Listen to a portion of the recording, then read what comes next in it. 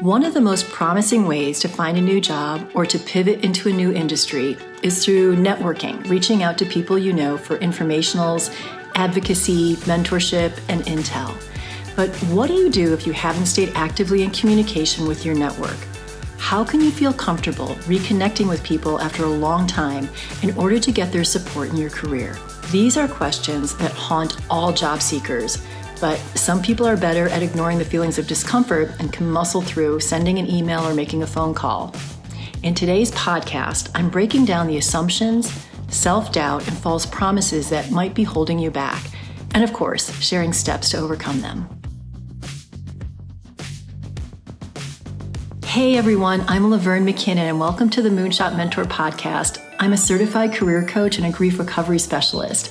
I love to help ambitious, driven people feel confident, empowered, and excited after experiencing a career setback. Whether it's from feeling stuck in a tough period or frustration from slow progress, I offer up tools and resources to revamp your path to career success. So, what's the difference between you and those other people who are so comfortable reaching out to their network after a long time with no contact at all? Here are 4 possible reasons. 1, you make assumptions. 2, you listen to negative self-talk. 3, you make false promises to yourself.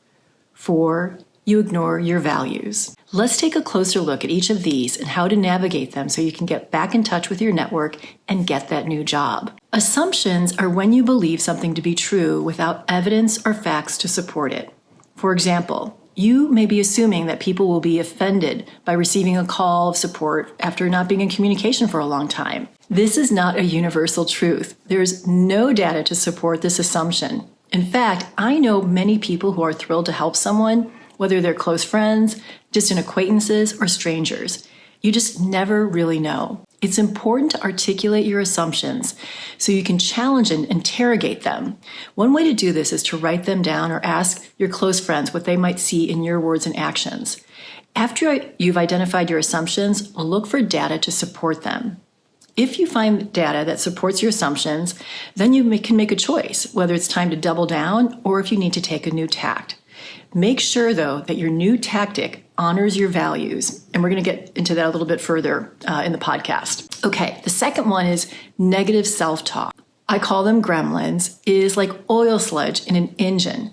Over time, negative self-talk adheres to your psyche and it reduces your ability to function at your full potential. If it's not addressed, it can lead to catastrophic failure.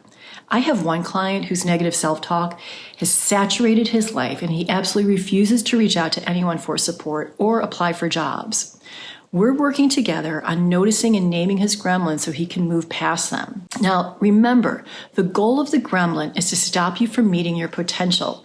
So when you hear that negative self-talk chatter, you know that you're actually onto something good. So don't stop, keep going. Common gremlin phrases when it comes to reaching out to someone after an absence, you might hear things like, they don't want to hear from me. They'll think I'm using them. They've forgotten about me. I have nothing to offer them. I'm not valuable. I'm a loser. You're not the only person to hear this type of self-talk. It happens all the time. One of the techniques that I like to use to battle these voices is the power of the word and. So you can spend a lot of time trying to convince yourself that someone does want to hear from you, or you can make the call by telling yourself, they don't want to hear from me, and I'm still dialing. So here's a pro tip to help you because this is nerve-wracking. Take several deep breaths and then yawn before you make the call or send the email. Yawning tells your body that you're safe and it can help you relax. Okay, the next category is false promises, and these are a cousin to negative self-talk. They're a way to avoid discomfort by punting the thing you need to do until a later time. But here's the thing. Underneath the punt, you don't really have any intention of doing the thing. So this is quite damaging and a slippery slope because you're going to fall out of integrity with yourself, and then you can no longer rely on yourself for the truth. Here are a few examples of false promises. I'll email tomorrow. After the holidays, people will be more receptive, and then I'll reach out to them. If my candidate or my team wins, then I'll make the phone call. If you're in this situation, it's so much better to acknowledge that you're too uncomfortable to make the outreach rather than make a false promise to yourself. My first coach, Mona Miller, rest in peace, taught me to love the truth above all else. Being truthful to yourself will put you on the path to moving forward. So when you acknowledge that you're too scared, you can then answer why you made the false promise to yourself. So for example, I don't believe they're going to respond and I'll feel even worse, like I'm not worthy or of a new job. I'm nervous I'll need something for them in the future and I don't want to use up all my favors. I'll be embarrassed and humiliated if they don't remember me. So get really honest with yourself about your why and then grant yourself grace. Looking for a new job or pivoting a career is hard. It challenges your identity, it takes a great deal of resilience and stamina, and it's stressful, especially if you don't have an extended financial runway or savings, or you haven't been in touch with your network for a long time. So now, once you've established those assumptions and you understand your why, now you're going to look for the truth. So for example, you don't know whether someone will respond or not. And if they don't, you will most likely never know why. An email could have been lost, they could be overwhelmed, or maybe they're even fighting for their job. We simply don't know. And not knowing is one of the hardest things humans face, which is why we make up answers like, I'm not worthy. Our brains literally reward us for coming up with an answer regardless of whether it's true. For some people, favors are like a bank account and need to be refilled or run the risk of being overdrawn. For others, the concept of favors doesn't resonate. They believe in supporting people with no trade. So this underlying fear is based on knowing what someone believes, which we unfortunately cannot know. Someone might not remember you, and that would be a bummer. On the other hand, they might remember you fondly and will be delighted to reconnect with you.